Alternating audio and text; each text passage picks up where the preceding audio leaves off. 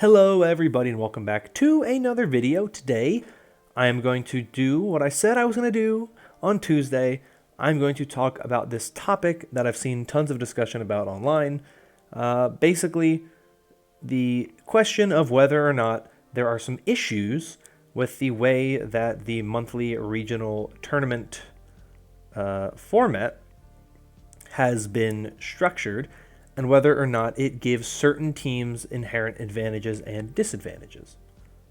And the main two complaints people bring up are, one, the teams that can go into that qualifying match on the Sunday of the third week and not play that week have an advantage over other teams. That's the first one. And the second one is that the teams in North America that finish in first or second are at a disadvantage by having a bye. Because as we've seen so far, all four teams in North America that have had a bye have lost. So I want to start with this first one, because then the first one is a little bit more interesting and a little bit more up in the air.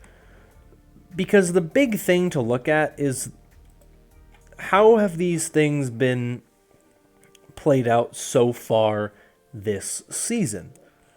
If you go back to the May Melee, there are a couple of interesting things. So in the May Melee, there were, of course, several teams that qualified for the knockout rounds. You had in North America, Toronto, Florida, Dallas, San Francisco, Washington, and Houston. And in the APAC region, it was Shanghai, Philadelphia, Chengdu, and Seoul.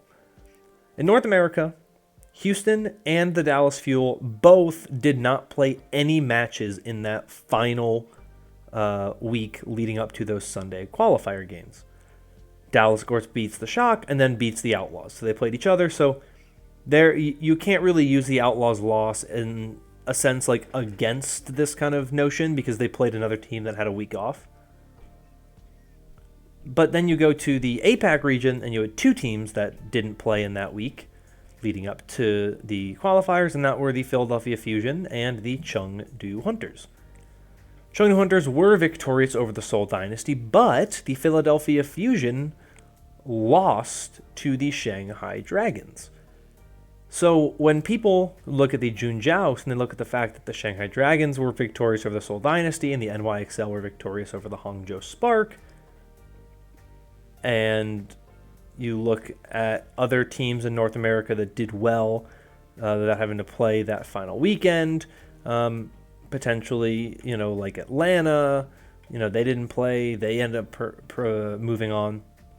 It brings up these questions of whether or not it is fair and whether or not it is a well-done system that these teams can have a bye week going into it. Now, obviously, the league doesn't know who's going to advance and who's not going to advance, so they can't design the schedules in such a way that they don't give teams a bye in that one weekend, like specific teams. And yes, they could, in theory, put a week buffer between them, but they don't need them because it's single elimination tournaments. So it doesn't make sense for them to do that. And that would push the season back 2 weeks, so it doesn't make any sense. So you kind of have to do this format. It's the only one that makes sense.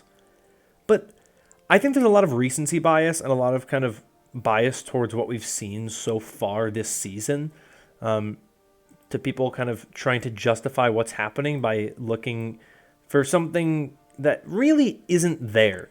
Like, look at a team like Houston, who didn't play in this building up week going into the June Joust, and they lost very badly to the Dallas Fuel.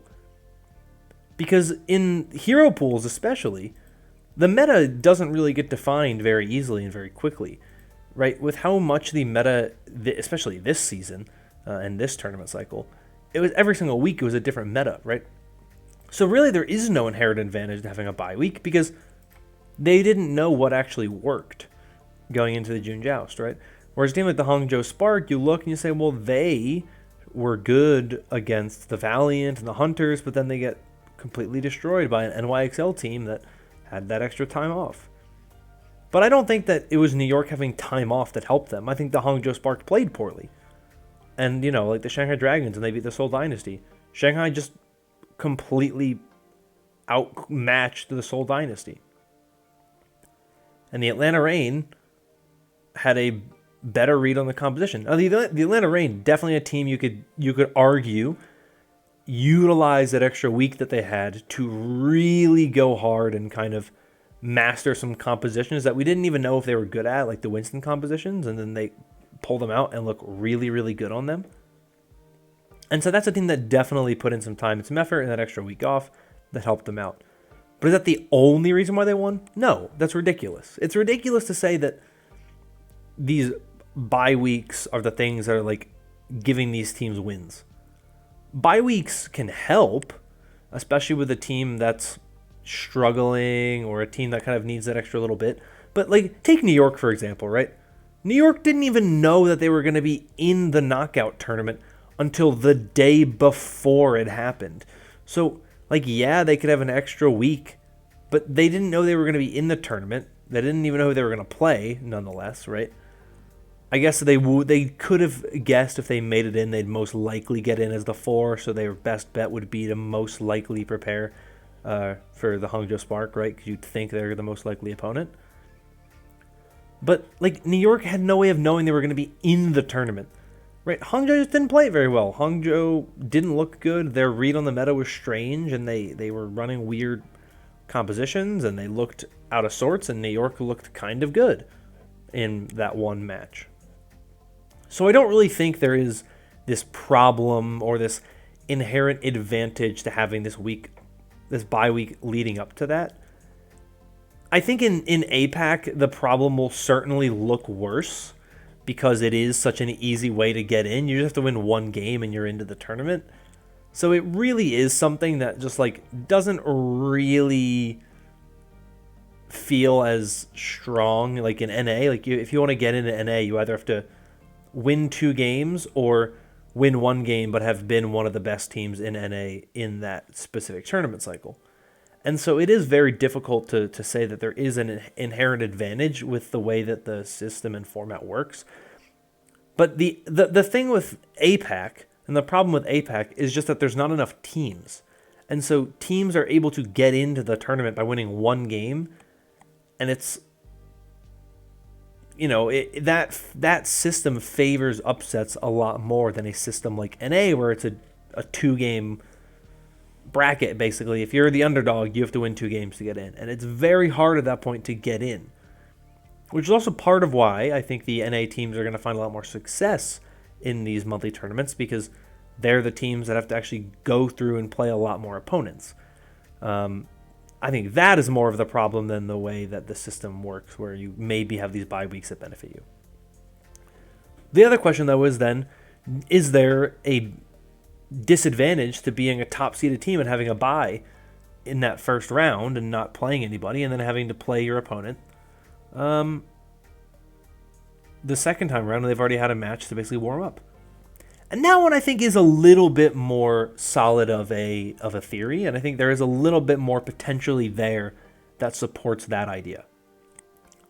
One of the biggest problems with the leagues being split up in terms of the unequal size is I don't actually think that it will create the strongest possible tournament structure, because their whole thing is that they want half the teams in each league to get into each of these tournaments and these qualifiers. But the problem is that disproportionately favors the NA teams to actually be better, because they have to run a gauntlet to get in, whether that's in the qualifiers or that's in the regional knockouts, because then you have to beat 2 good teams or be one of the best teams and beat another good team. Or something in like APAC, I think like New York can sneak in and then manage to actually get into the tournament because they just have to win 1 game, right? It's easy to win 1 game and get in. So in NA, when you have these buys, right, and you don't have to play an opponent round 1, your opponent in a lot of ways gets to warm up, which can be a bit of an issue because the teams then get to just kind of do their thing, Like Dallas Fuel look good, a lot of it, arguably, because they have had the opportunity to test things out, get everything to work, and then, they've won, and that's all that matters. And then they play another team who hasn't had the opportunity to play these compositions yet, potentially, or play on stage, or whatever it is.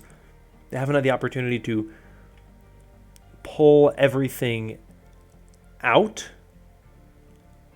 And so it's complicated, really, to look at this situation and say whether or not it is inherently a disadvantage to have a bye. But the fact that every team that has gone 4-0 has lost, obviously in APAC there's no bye, so that is a little bit of a different situation. But in NA, the fact that we've seen all 4 of the teams that have had 4-0 tournament qualifiers lose is a little bit concerning, because it tells you mostly that there is less of a chance for good teams to make these tournaments potentially, because of the way that the things work. But also, and here's the bigger thing, and here's why I kind of think that this argument on both sides is a little bit scuffed. The only thing that you have going for this system being a problem would be if it was like a very long amount of games that you're looking at, right? If we're talking about like season 1, season 2, where you're playing, 7 games, 10 games per stage, and then you have your qualifiers and whatnot, that'd be one thing. It's only 4 games. And so teams can play really weak opponents and get in dominating teams and having a really good record, but it's like, well, who'd you play? Like, yeah, the Shock did have to beat some good teams. They had to beat the Dallas Fuel. They had to beat the Washington Justice. But, like, the Hangzhou Spark, they beat the Dragons, but, that was an impressive win. But they also beat the Hunters. They beat the Valiant. They beat the Charge. Like, they didn't really beat many good teams. So they were defining things pretty well. But how good were they really as a team? They only played 4 games. We don't really know. And so these monthly tournaments, in a sense, don't tell you a whole lot about how good a team is. Just because the Houston Outlaws have not found success in these monthly tournaments doesn't mean they're not a good team. Maybe they're not the world beaters that we thought they were when they beat the Shock. But they're still a good team. They've only lost 1 regular season game still. And the only other team, they've lost to 2 teams, the Atlanta Reign and the Dallas Fuel, both of whom are playing in the June Joust right now. Right? It's like, just because certain tournaments and certain teams are struggling in these tournament games against teams that are better than them, I think a lot of people are putting too much emphasis on that, right? You have to look at a team's entire body of work. You can't just look at what they've done in this one 3-week period and determine their entire season based on that, right? Oh, the Washington Justice missed the June Joust. Like, they're doomed. No, they're not. It was 4 games. They had a bad weekend. They played a tough opponent to end their weekend off in the second weekend that they played. It happens, right? Teams very rarely win every game they play. There's not a single team in the Overwatch League left that is undefeated. The reality is, there are a lot of factors that go into these tournaments, and the sample sizes of the amount of games that teams play and the amount of kind of disparity between teams they don't play enough games, which means that they never really get the chance to fully master a meta, which means that they never really get the chance to fully cement themselves in the position that they find themselves in. So I suppose my conclusion to this somewhat ranty and rambly video is, the problem that people are perceiving is not really an issue that is due to a format problem, in the sense of, like, they're doing things that favor people. The problem is that people as fans are overvaluing these games and thinking that these 4 matches that the teams played is like a clear indicator of how good a team is, right? Like the Hangzhou Spark, they were the number 1 team in APAC. Well, they were the number 1 team in APAC over this 1 3-week span. But that doesn't mean they were the best team. That doesn't mean they're the best team in APAC. Shanghai's still the best team in APAC, right? Like they've still looked better. And I think people need to recognize that and understand that. The thing that you need to pay attention to is how has this team looked kind of in general, right? Teams have good weeks, teams have bad weeks, and when we have a tournament cycle that basically a bad week can basically mean you're out of a tournament, it's really difficult for people to recognize that those teams are still good. Those teams are still strong. That bad weeks don't define teams. One bad month can be recovered from. Like, look at the LA Gladiators. They struggled a lot their first week. And then they didn't lose a game again until they played the Dallas Fuel in the qualifiers. What are your, I guess, the regional knockouts, right? It doesn't define teams. Your information and your perception of teams is getting skewed based on what you've seen. They only play 16 games total this season, so those 4 games, yeah, that's a quarter of your season, but a quarter of your season isn't your entire season. That isn't your entire team. That isn't the thing that tells you exactly what your team is. So don't get caught up in that. Keep in mind that things vary greatly, much more so than you realize they do, probably. And the best thing to do is not really get caught up in that. Standings in the tournaments don't really mean a whole lot. Go with your gut on what team you think is better. Like, if Dallas is the 6th seed in any tournament, it doesn't matter. They're still one of the best teams in the league. They're going to do fine. Seedings don't really matter in the tournaments. What matters is how have they done overall in the regular season. That's more what I care about when I look at these things. So that's it for me for today. Let me know in the comments down below your thoughts on this. This is a pretty rambly one. If you want more stuff like this in the future, let me know. I try to avoid videos specifically like this because they don't really have a full direction. So, I don't know. Let me know if you enjoyed it or not in the comments down below. It was also late when I'm recording this, so I'm a little delirious. But that's all from me. If you enjoyed this video, like I said, consider liking and subscribing, potentially for more like it in the future, but other Overwatch League related content as well. And that's all from me, once again. So, yeah. Hope you're all staying safe and staying healthy. And until next time, bye-bye.